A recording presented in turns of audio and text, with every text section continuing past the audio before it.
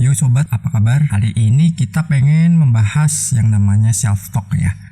Jadi gini, kita memiliki kelebihan yaitu kita bisa berdiskusi dengan diri kita sendiri, dan ini kita bisa lakukan ya. Misalkan nih, kita lagi susah soal keuangan. Nah, ini kita bisa diskusikan dengan diri sendiri, dan itu nanti jawabannya itu akan mengarahkan kita untuk sebuah hal positif yang itu akan membuat teman-teman ini akan mengetahui akar masalahnya di mana. Mungkin yang lagi kekurangan uang atau susah mendapatkan uang atau bahkan untuk kesehatan, ini juga bisa. Dan ini bisa digunakan untuk berbagai hal ya.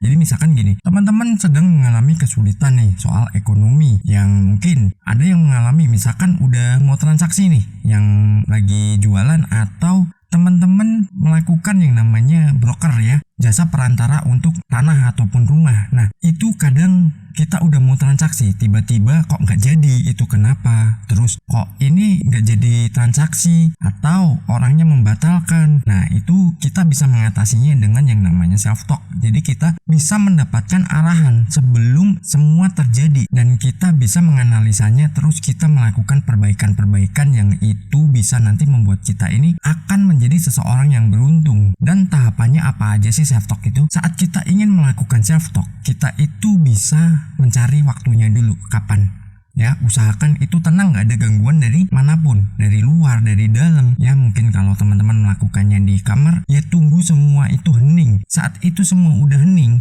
nah teman-teman posisikan duduknya itu yang enak ya. Ini kita bahasnya soal keuangan dulu ya. Posisikan duduk teman-teman ini bersandar dan dalam posisi yang sangat nyaman. Kalau udah, teman-teman bisa tarik nafas tuh sebanyak 3 kali.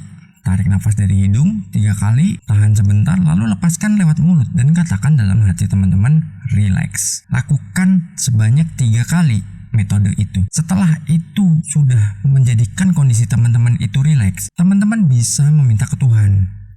Tuhan, hadirkan bagian diriku yang menangani masalah keuangan.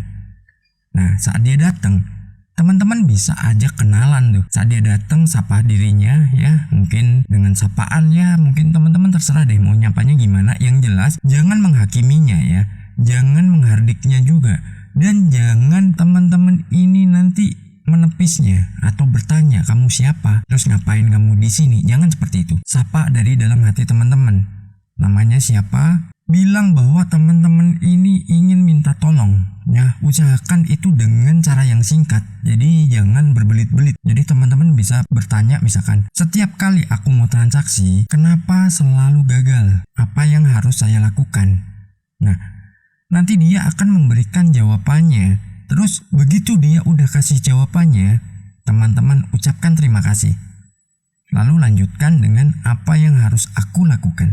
Nah, setelah itu dia akan mengarahkan, ikuti dan jangan dibantah. Karena apa? Dengan kita membantahnya, dengan kita ini menghakiminya bahwa lu mah ada-ada aja, atau kita mungkin menyangkalnya ya karena kita nggak percaya dengan dirinya, nanti dia akan berubah menjadi penghambat teman-teman. Dirinya akan menjadi blocking.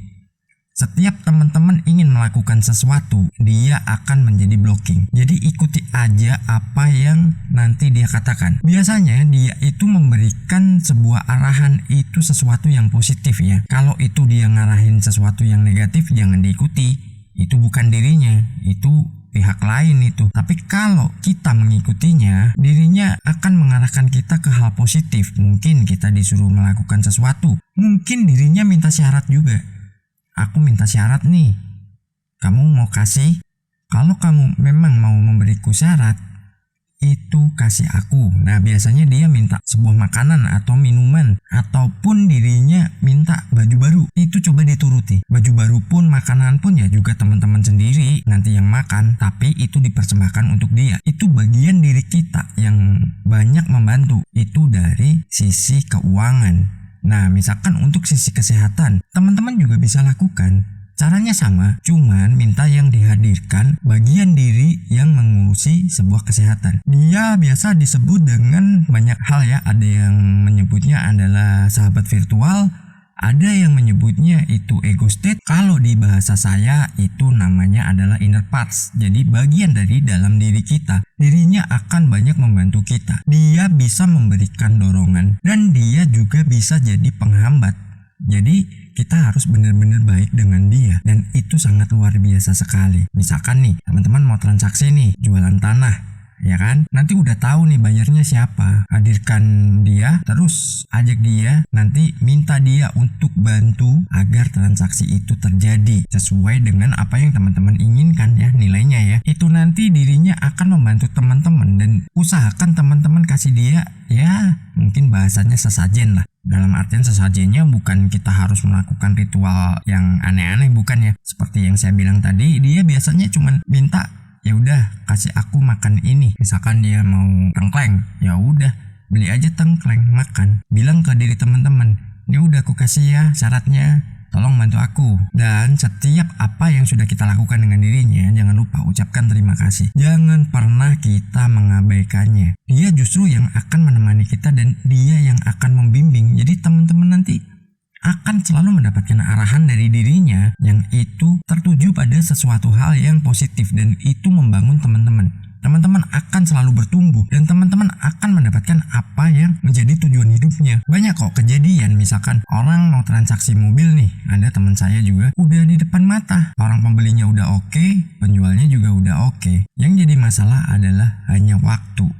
Begitu udah mau diketemukan, pemilik mobilnya itu sedang ada acara, sedangkan si pembeli itu udah nggak sabar nunggunya dan akhirnya apa? Ya udahlah aku ambil yang lain aja karena tertunda waktunya. Itu kalau kita sudah melibatkan yang namanya bagian diri kita, itu biasanya kita akan dibantu untuk mengunci orang tersebut. Dia ini sangat luar biasa banget dan teman-teman nggak perlu takut karena itu bagian dari diri kita dan itu diri kita dalam dimensi yang berbeda, dalam ya mungkin ranahnya lebih ke spiritual ya, spiritual loh ya, bukan religius ya. Kita sebutnya adalah spiritual. Jadi dia yang punya akses nih untuk menangkap gelombang-gelombang energi, terus dirinya juga membantu kita untuk mewujudkan apa yang menjadi cita-cita kita. Dirinya ini sangat luar biasa. Jadi teman-teman bisa libatkan dalam setiap hal. Namun ya itu tadi, kita harus baik dan kita selalu berterima kasih padanya. Jangan pernah menghakimi, jangan pernah kita menolak apa yang dia inginkan atau dia sarankan. Kalau kita menolak,